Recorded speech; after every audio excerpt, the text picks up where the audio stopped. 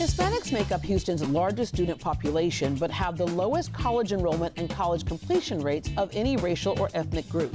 This is even more concerning when it's predicted that 70% of the jobs of tomorrow will require some level of higher education. We're exploring the education gap in Houston's future with Juliet Stepech, Director of the Mayor's Office of Education, Andy Canales, Executive Director for Latinos for Education, Magdalena Mayri, Director of Latino History and Culture at the National Museum of American History Smithsonian Institution, and Dr. Laura Murillo, President and CEO of the Houston Hispanic Chamber of Commerce. I'm Deborah Duncan, host of KHOU's Great Day Houston, and these are Cultural Conversations. Education across the board is important in every single community, but bears an extra level of importance right now in our Hispanic community. Dr. Murillo, I'm gonna start with you. Obviously, the Hispanic Chamber of Commerce, you rely on business. I bet a lot of your businesses say one of the toughest things for them is finding a workforce that is able to do the job.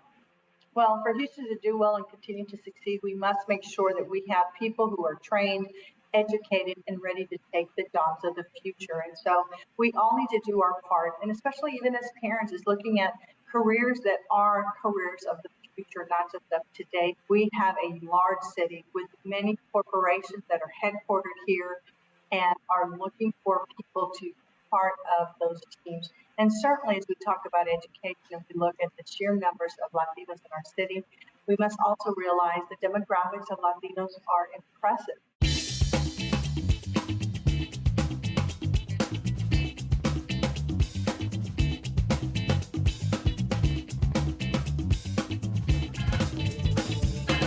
Juliet, we know that there are some challenges in the Hispanic community when it comes to education, with the dropout rate, with access to college. If we ignore this issue, the entire city will suffer because of this.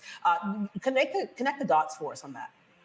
So, Houston is the most diverse city in the country, and one of the largest, most significant populations is the Latino population. Of the last census, we were 44% of the population. When you look at the various school districts within the city of Houston, there are 17. HISD being the largest with approximately 212,000 students, and the population being about 76% Latino. So you're talking about a population that is growing, that will continue to grow, and that needs to be able to be educated with the skills that are needed to succeed in a 21st century economy.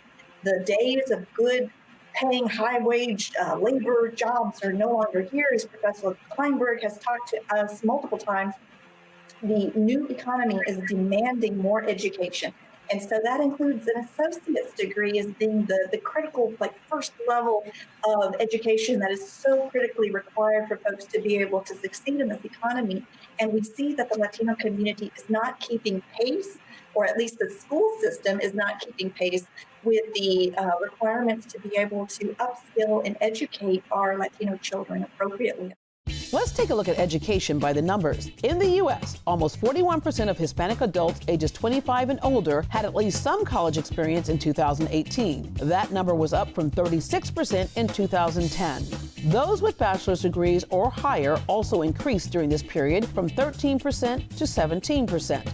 In Texas, 47% of white adults 25 or older have earned an associate or higher degree, while that share is only 21% for Hispanic adults of the same age. Magdalena, we know that the Hispanic community in this country has some unique set of challenges. Oftentimes, you may have people who are immigrants, and so tradition of going to a college or even finishing school, that might be something that's missing. And so modeling is very important here, and education and letting people know what those opportunities are. We also know that when your back is up against the wall, you look at the dropout rate, where a lot of kids will drop out to get a job to help the family. So those are some things that we have to look at closely and try to mitigate.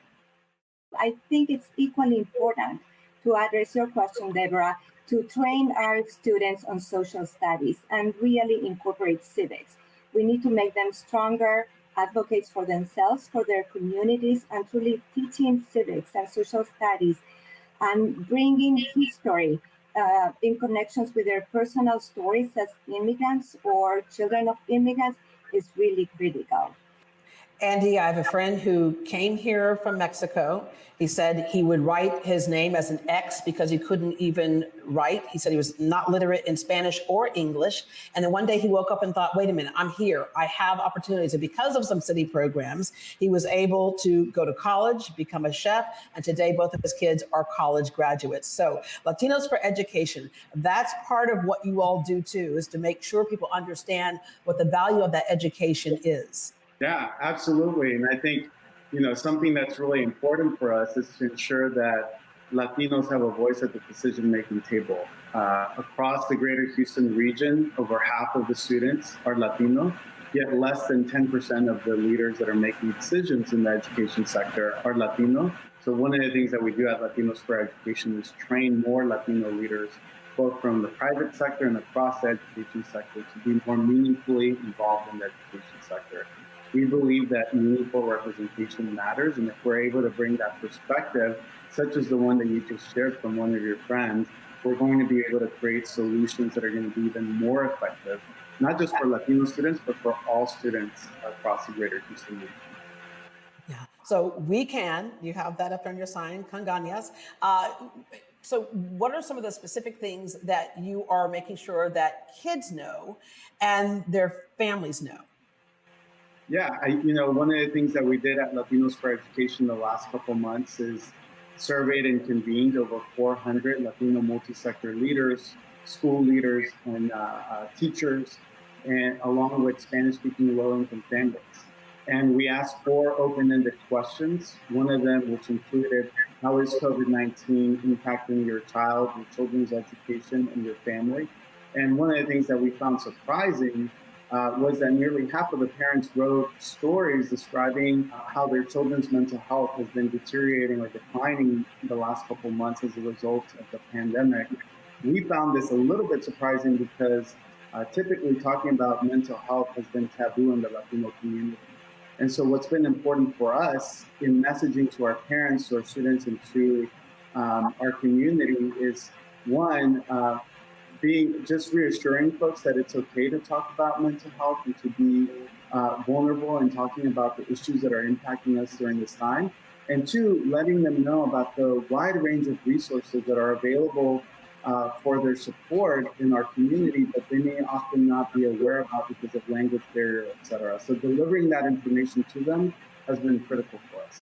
A Rice University study followed groups of HISD students for 6 years after they graduated from high school. They discovered significant disparities in college enrollment rates between racial and ethnic groups. Hispanics had the lowest college enrollment rate, 34%, the semester after high school, compared to whites, 73%, Asians, 75%, and blacks, 48%. When it comes to college graduation rates, the news is not any better. A larger percentage of whites, 59%, and Asians, 62%, completed college than blacks, only 26%, or Hispanics, 22%. And Juliet, we know another characteristic might be where English is the second language. I know of a program several years ago where they knew they were teaching the kids to speak English, but they invited the parents to come in as well because it was important for those children to go home and have support in their schoolwork. What are some of the other things that the city is doing to try to address that and the dropout rate?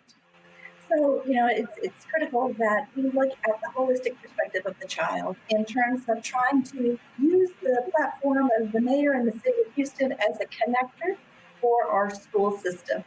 Prior to being at the city of Houston, I served on the Houston Independent School District Board of Education, and I was always very surprised that there are so many resources that exist throughout the city. But as Andy was saying, it's difficult for families to connect. So at the city of Houston, we have been working on trying to facilitate the ease of connection for people to be aware of the various programs that exist.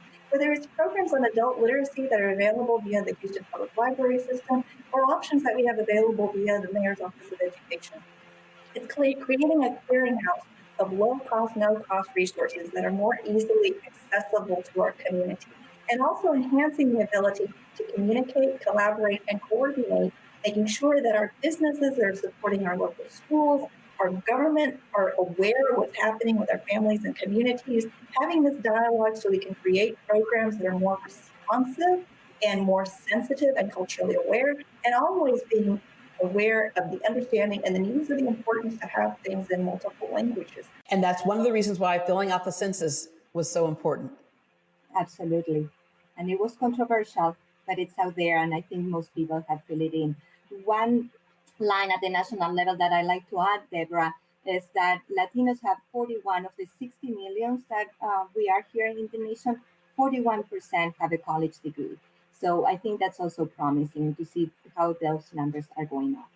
Yeah, absolutely. Well, thank you very much. We hope that people take this information